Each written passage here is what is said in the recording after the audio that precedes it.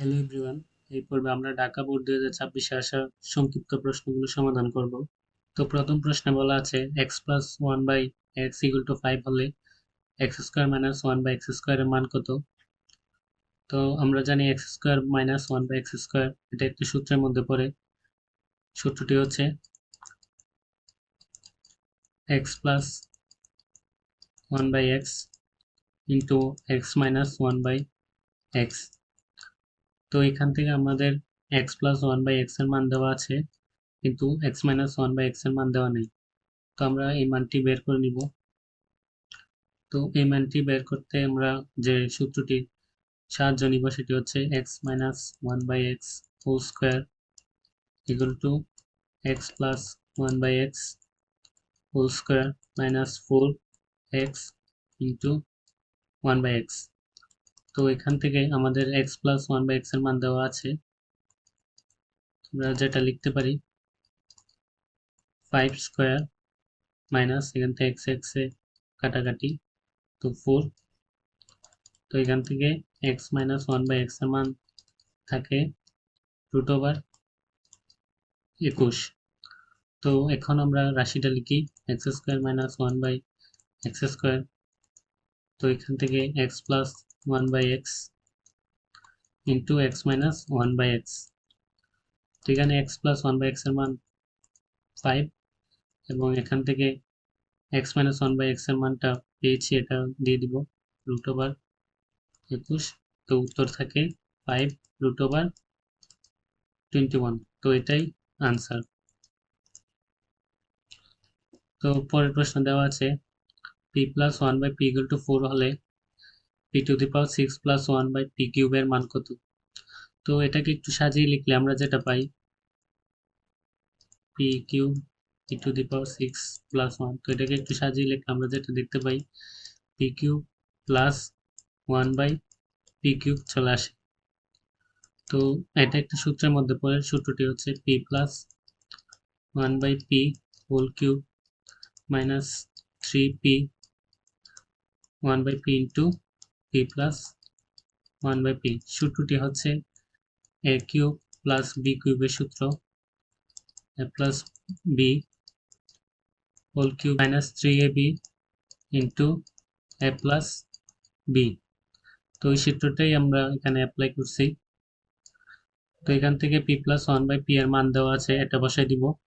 তো মানটা বসালে four cube minus three into four, four cube হয় 64 এবং মাইনাস 12, তো উত্তর আসে 52। তো এটাই আনসার।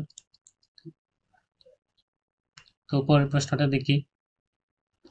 তো এখানে একটি উৎপাদকে বিশ্লেষণ দেওয়া আছে, বলা হয়েছে যে এই রাশিটি উৎপাদকে বিশ্লেষণ করো। তো দেখতে একটু বিদঘুটে টাইপের মনে হলেও, তো আমরা যদি একটু বুদ্ধি খাটাই তাহলে এটা সলভ করতে পারবো। তো এখানে P to the power four এর সাথে আমরা ওয়ানটাকে নিয়ে আসবো, অর্থাৎ একটু সাজিয়ে লিখে p to the power four plus one minus 27 P square. তো আমরা এই দুটাকে একটা সূত্রের মধ্যে নিব, p square whole square plus one square minus 27 P square.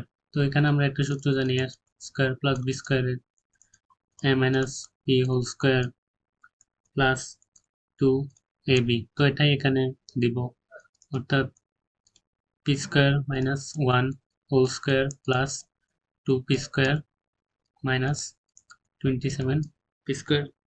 তো এখানে দেখতে পাচ্ছ বিয়োগ করলে মাইনাস 25 থাকে, অর্থাৎ P square minus one whole square minus 25 p square. তো এখানে যদি আমরা একটু সাজিয়ে লিখি মাইনাস 5 পি হোল স্কোয়ার। তো এখানে একটা সূত্র চলে আসে এ স্কোয়ার মাইনাস বি স্কোয়ারের, সেটা হচ্ছে এ প্লাস বি ইন্টু এ মাইনাস বি। তো এটা এখানে অ্যাপ্লাই করলে হয়ে যাবে। তো P square minus one plus 5p এবং P square minus one minus 5p। তো এটাকে তোমরা সাজিয়ে লিখতে পারো, আমি এইটুকুই রাখলাম। তো এটাই আনসার। তো দেখি পরের প্রশ্নে কি বলা আছে। দেওয়া আছে 12% গতিতে একটি দ্রব্যের বিক্রয় মূল্য যদি 264 টাকা হয় তাহলে দ্রব্যটির ক্রয় মূল্য কত? অর্থাৎ 12% এখানে ক্ষতি, মানে 100 টাকা কোনো দ্রব্যের ক্রয় মূল্য হলে সেটা বিক্রয় করা হয়েছে 100 মাইনাস 12 অর্থাৎ 88 টাকায়। অর্থাৎ দ্রব্যটি 100 টাকায় কিনে যদি আমরা 88 টাকা বিক্রি করি তাহলে আমাদের 12 টাকা ক্ষতি। তো ঐকিক নিয়ম এটা করা যায়, বিক্রয় মূল্য 88 টাকা হলে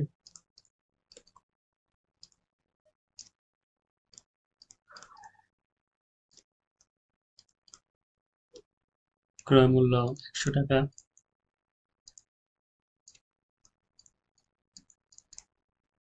অর্থাৎ এখানে বিক্রি করা হয়েছিল 264 টাকায়। তো সুতরাং বিক্রয় মূল্য 264 টাকায় হলে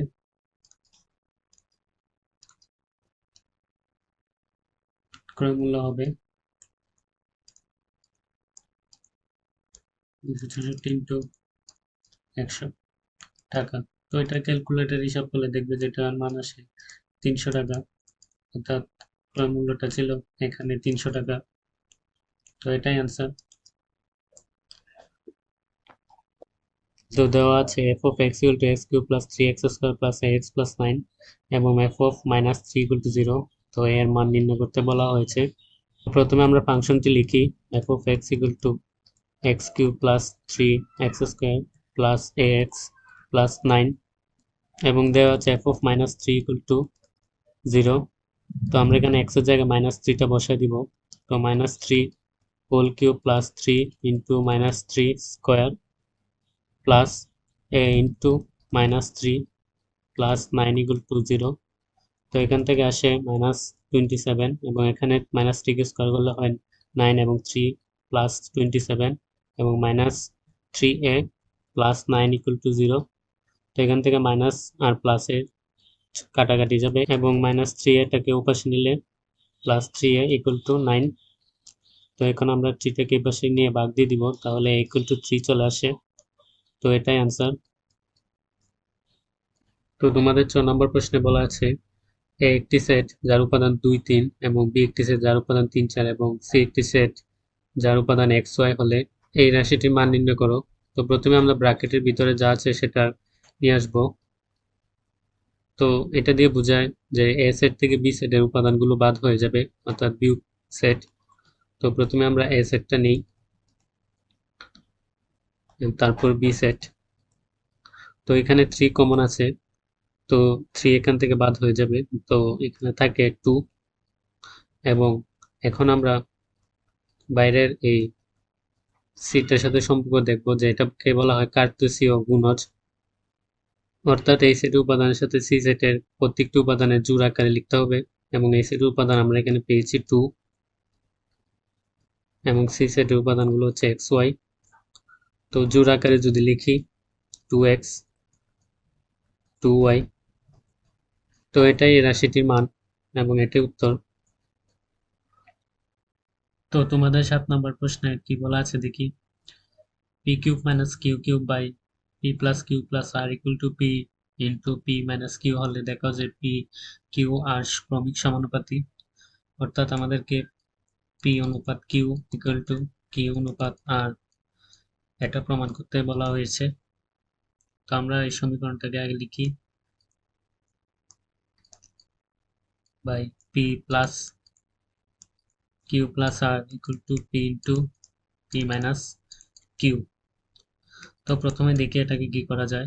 এখানে দেখো p cube minus q cube আছে, তো এটাকে একটা সূত্রের মধ্যে আনা যায়, যেমন পি মাইনাস কিউ টি square plus P Q plus Q square, অর্থাৎ এ কিউব মাইনাস বি কিউবের সূত্র, by P plus Q plus r equal to P into p minus Q.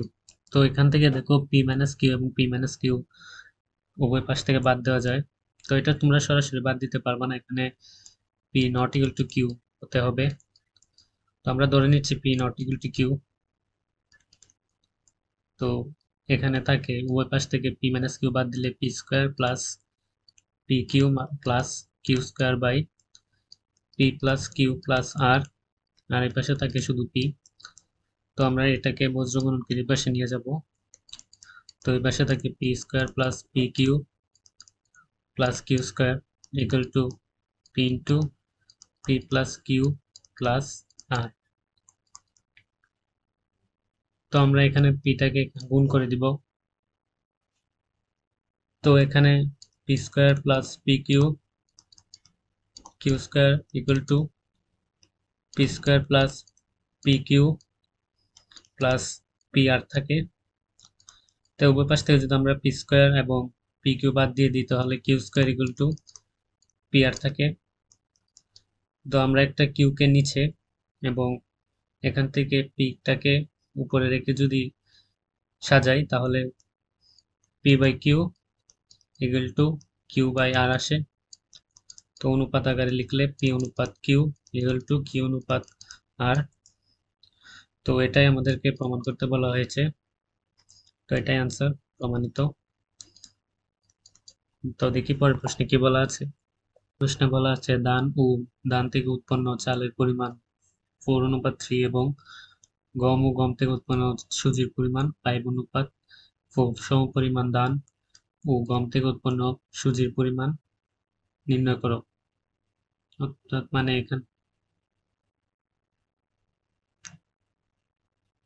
এখানে চাল ও সুজির অনুপাত পরিমাণ নির্ণয় করতে বলা হয়েছে। তো এখানে ধান ও ধান থেকে উৎপন্ন চাল, তো সোজা কথা বলতে গেলে ধান আর চালের অনুপাত দেওয়া আছে, এটা 4:3।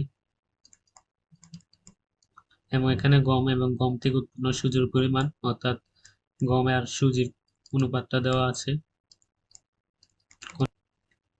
5:4। তো বলা হয়েছে সমপরিমাণ ধান ও গম থেকে। তো আমরা এখান থেকে ধান আর গমটাকে সমপরিমাণ রাখবো। অর্থাৎ এখানে দেখতেই পারতেছো যে ধানের অনুপাতটা এখানে 4 এবং গমেরটা হচ্ছে 5। তো আমরা এই দুইটাকে সমান করব। তো ধান আর চাল এই দুইটা লিখি আগে। তো এটার অনুপাতটা হচ্ছে 4:3। তো এটার সাথে সমান রাখতে আমরা এখানে 5 দিয়ে গুণ করে দিব। তো 5 দিয়ে গুণ করলে হয় 20 এবং এটাকে হয় 15। এবং গম আর সুজির পরিমাণটা হচ্ছে 5:4। তো আমরা যদি এই ধানের সাথে গমের পরিমাণটা সমান রাখতে চাই এখানে 4 দিয়ে গুণ দিতে হবে। তো 20:16 আসে। তো সমপরিমাণ ধান এবং গম থেকে যে পরিমাণ চাল আর সুজি পাওয়া যায় তার পরিমাণ আমরা যদি অনুপাতে প্রকাশ করি তো 15:16। তো এটাই আনসার। এখানে এটাই বলা আছে, এখানে এটাই বের করতে বলা হয়েছিল যে চাল ও সুজির পরিমাণ নির্ণয় করো। তো পরের প্রশ্নটা দেখি। ত্রিভুজ এবিসি এ বি কোণটা 90° এবং এসিবি থিটা হলে প্রমাণ করো যে sin theta plus cos theta greater than 1। তো 90°, যেহেতু এটা একটা সমকোণ, তো আগে তো এটা বি কোণ। তো ধরে নিলাম এটা এ এবং এটা সি এবং বলা আছে এসিবি এই কোণটা থিটা। তো প্রমাণ করতে বলছে sin theta plus cos theta greater than 1। তো আমরা ত্রিভুজের খুব সহজ একটা কনসেপ্ট দিয়ে এটা প্রমাণ করতে পারি। তো যেহেতু এটা 90° এবং তাহলে এসি হচ্ছে অতিভুজ। তো এখান থেকে আমরা বলতে পারি sin থিটা ইকুয়াল টু লম্ব বাই অতিভুজ। তো অতিভুজ হচ্ছে এসি এবং লম্ব হচ্ছে এবি এবং cos থিটা হচ্ছে ভূমি বাই অতিভুজ, অতিভুজ এসি এবং ভূমি হচ্ছে বিসি। তো কনসেপ্টটা হচ্ছে ত্রিভুজের যে কোনো দুই বাহুর যোগফল তৃতীয় বাহু অপেক্ষা বৃহত্তর। তো AB plus BC greater than AC. তো উভয় পাশে যদি আমরা এসি দিয়ে ভাগ দিয়ে দিই তাহলে এখানে 1 চলে আসবে, অর্থাৎ এই 1টা আমরা পেয়ে যাব। তো AB by AC plus BC by AC greater than AC by AC. তো এখানে দেখতেই পারতেছো এবি বাই এসি হচ্ছে সাইন থিটা এবং বিসি বাই এসি হচ্ছে কস থিটা এবং গ্রেটার দেন এবং এসি এসি ভাগ দিলে 1। তো প্রমাণ হয়ে গেল, এটাই প্রমাণ করতে বলা হয়েছে, প্রমাণিত।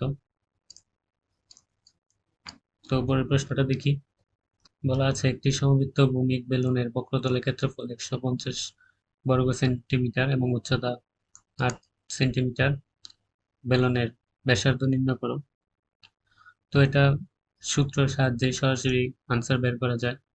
তো বক্রতলের ক্ষেত্রফল নির্ণয় সূত্র হচ্ছে 2πr/h। তো এটা সমান দেওয়া আছে 150 এবং এখানে উচ্চতাটা দেওয়া আছে 8 সেমি।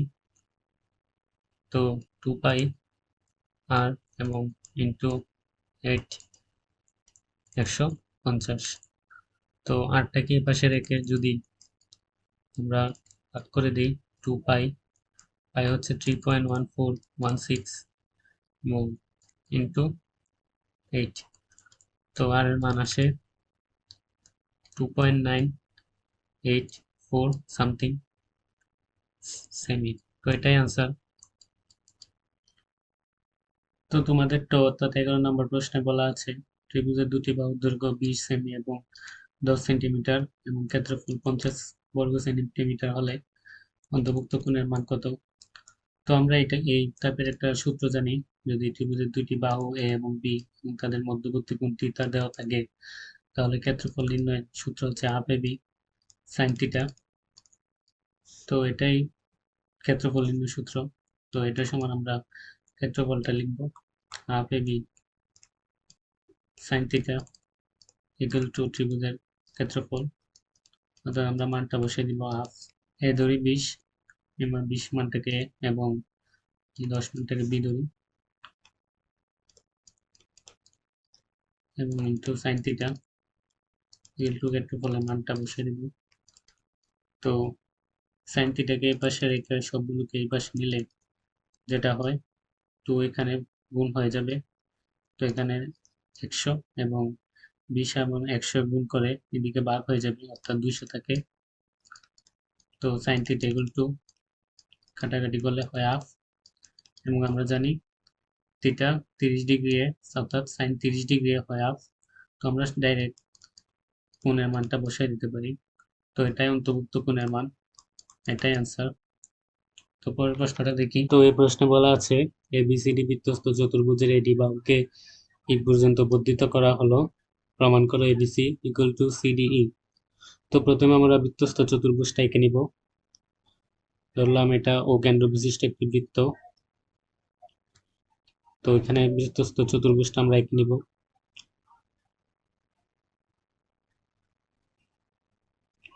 তো এখানে বলা আছে এডি বাহুকে ই পর্যন্ত বর্ধিত করা হলো। তো মনে করি এটা এডি বাহু এবং এটাকে ই পর্যন্ত বর্ধিত করা হয়েছে। তো এটাকে ধরলাম বি এবং এটা সি। তো এটা সমাধানের ক্ষেত্রে আমরা বৃত্তস্থ চতুর্ভুজের একটি কনসেপ্ট কাজে লাগাবো। আমরা জানি বৃত্তস্থ চতুর্ভুজের বিপরীত কোণগুলো সমষ্টি 180 ডিগ্রি হয়। তো এখানে এবিসি এবং অ্যাঙ্গেল এডিসি এর সমষ্টি 180 ডিগ্রি। এটা আমরা দাপে এঁকে লিখলাম, angle ABC plus angle ADC equal to 180 degree. তো আমরা আবার দেখতে পাচ্ছি যে অ্যাঙ্গেল এডিসি এবং অ্যাঙ্গেল সিডিই এই দুইটা যোগ করলে হয় যে 180 ডিগ্রি, কারণ এটা এক সরল কোণ। Angle ADC plus angle CDE 180 degree, কারণ এই দুইটা যোগ করলে একটি সরল কোণ উৎপন্ন হয় অ্যাঙ্গেল এডিই। তো আমরা এই দুইটা যদি তুলনা করি, angle ABC plus angle ADC equal to angle ADC plus angle CDE. তো উভয় পাশ থেকে আমরা এডিসি এডিসি অ্যাঙ্গেল এই দুইটা বাদ দিয়ে দিতে পারি, তাহলে আমাদের প্রমাণটা হয়ে যাচ্ছে angle ABC equal to angle CDE, প্রমাণিত। তো এটা খুব সহজ ছিল। তো দেওয়া আছে প্রমাণ করো যে বৃত্ত অন্তর্লিখিত সামন্তরিক একটি আয়ত। তো বৃত্তে অন্তর্লিখিত সামন্তরিক আমরা এটা আগে অঙ্কন করি। ধরলাম এটাও কেন্দ্র বিশিষ্ট একটি বৃত্ত এবং এটার ভিতরে একটা সামন্তরিক ধরে নিলাম এবিসি। আমার আঁকাটা তো পারফেক্ট না, ধরলাম এটা এবিসি একটা সামন্তরিক। তো এখান থেকে আমরা কি প্রমাণ করব, কিভাবে প্রমাণ করব?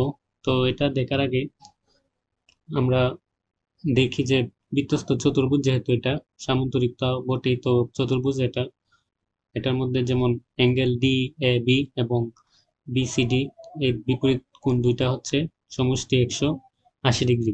আমি এটা লিখে নিই, যেহেতু এটা বৃত্তস্থ চতুর্ভুজের একটি ধর্ম।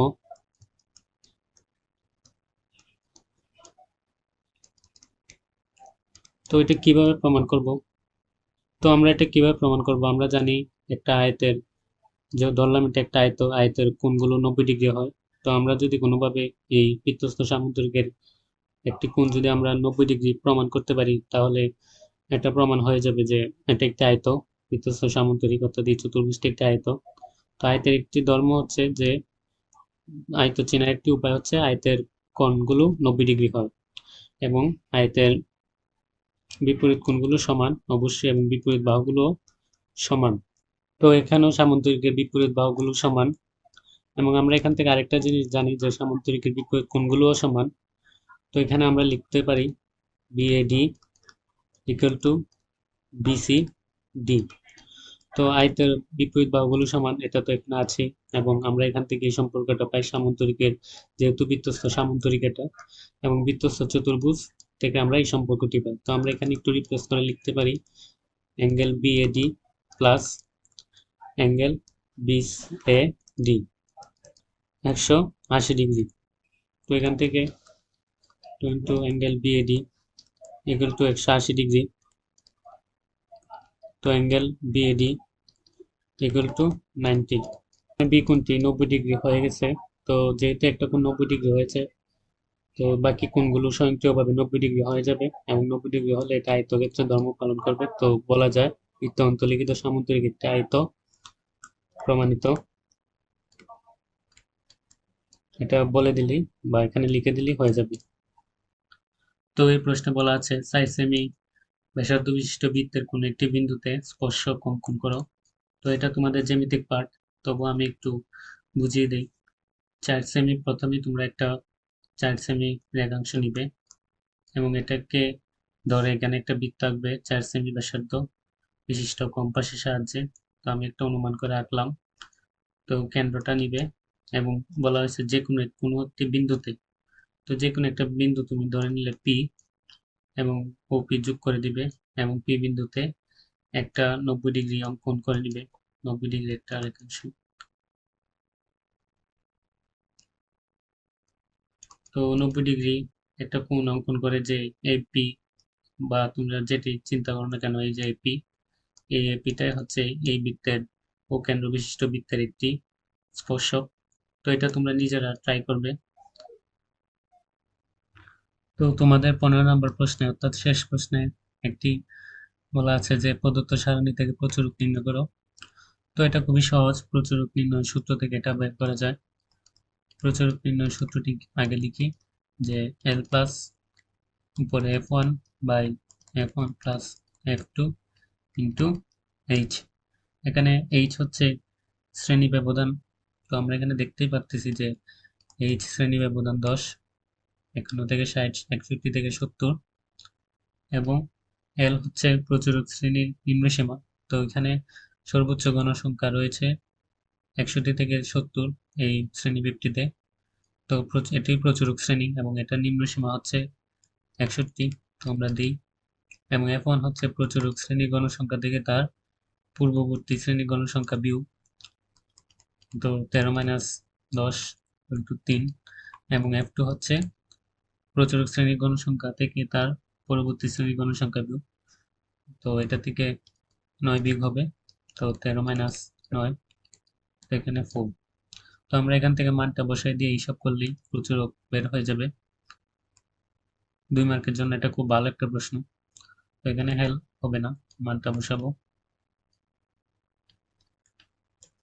তো এল এর মান হচ্ছে 61 প্লাস F1 3, এবং 3 প্লাস 4, এবং শ্রেণী ব্যবধান 10।